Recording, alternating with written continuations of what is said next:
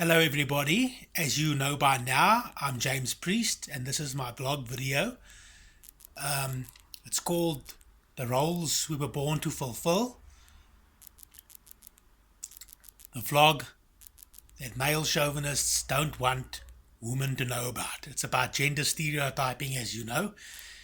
This is still Section A, The Road to Adulthood.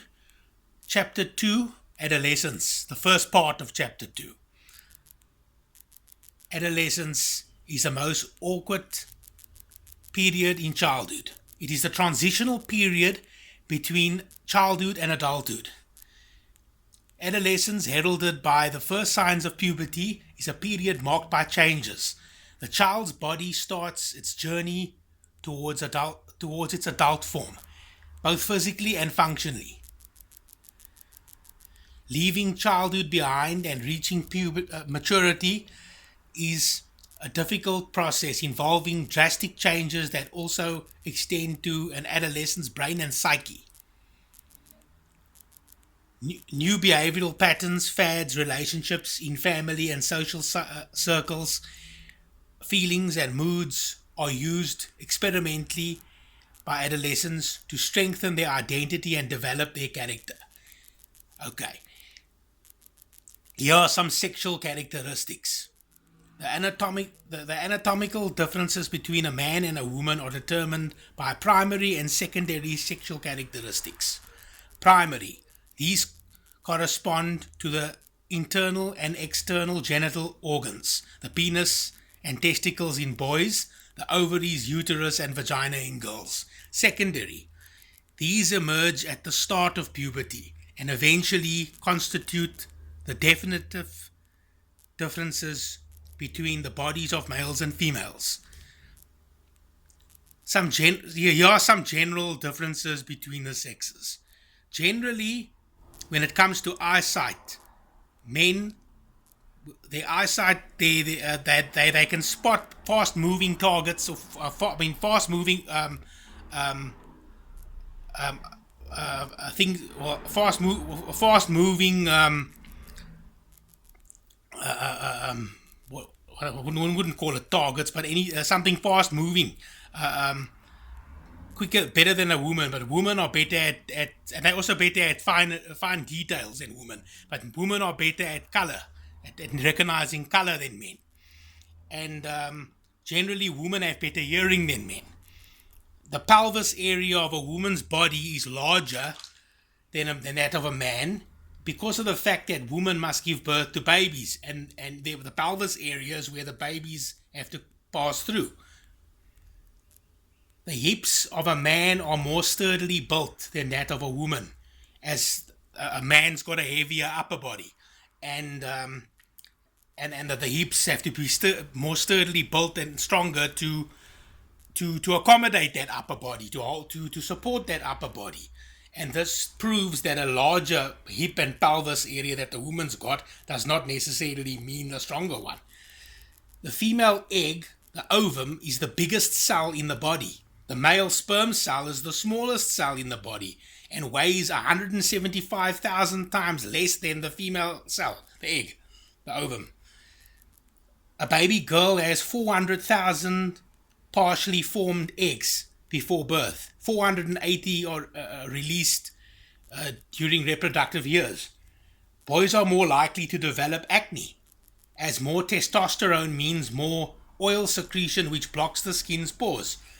Now, I obtained all of these differences between the sexes from medical books and files, and I could not find the ever popular all men are stronger than all women theory anywhere. Surely if this so-called fact was so important, I would have found it. Moreover, it would have probably been at the top of the list, not so. But anyway, here's the phases of adolescence. Early adolescence, 10 to 13 years. The child's thoughts are still focused on immediate ends, with little capacity for analysis. And this manifests itself in the strong bonds that still exist within the family with his or her parents. Although there may be a rebellious attitude at this stage, This does not result in introverted aloofness. In this period, a child tends to have friends of the same sex and places great emphasis on the group and very little on, say, for instance, boyfriends and girlfriends, although there are exceptions to the rule, mind you. There are frequent tantrums and displays of rudeness often aimed at parents. Middle adolescence, 14 to 16 years. Separation from the family is more evident now. They are more selective about the friends, and some activities may be shared with a friend from the opposite sex. Abstract thought starts to develop, so an adolescent constantly needs to know different points of view and new alternatives. Excessive preoccupation with the changes he or she is experiencing gives rise to a special attention to personal relationships. Late adolescence, 17 to 19 years. Relationships with boyfriends or girlfriends become more stable. The capacity for abstraction makes it possible to plan studies, work, or life with a partner. The relationship with a family calms down again, and the attitude towards parents is less critical and aggressive. Negativity does appear sometimes, however, and adolescents rebel against family values and explore new ideas and approaches. Pubertal development in girls, 10 to 11 years. Appearance of the first sign of breasts, acceleration of growth, 11 to 12 years. Appearance of pubic hair, 12 to 13 years. Clear development of internal and external genitals. Menstrual cycles without ovulation, further breast development, increase in pubic hair and appearance of underarm hair. 14 to 15 years. Regular periods, fertile ovulatory cycles, complete development of breasts. 17 years. Welding of the cartilages, cessation of growth, pubertal development in boys. 11 to 12 years. Growth of penis and testicles. 12 to 13 years. Appearance of pubic hair, acceleration of growth. 13 to 14 years. Clear development of the penis and the testicles. 14 to 15 years. Appearance of moustache and underarm hair. Maximum increase in growth. 15 to 16 years. Change in voice. Complete development of the penis and testicles. Mature spermatozoids. 17 to 19 years. Growth of the beard, welding of the cartilages, cessation of growth. Sexual characteristics in girls. Development and spread of pubic hair. Development and maturing of the breasts. Appearance of the first menstrual flow. Sexual characteristics in boys. Development and spread of body hair. Growth of the penis and the testicles. Change in voice, changes in muscular and body structure. Now, although the changes in muscular mass and body structure of a male sometimes exceed that of a female, this does not necessarily mean that all males will automatically be physically superior to all females. Also, a woman can achieve rippling or strong muscles as easily as a man can, provided the correct diet and exercise programs are followed.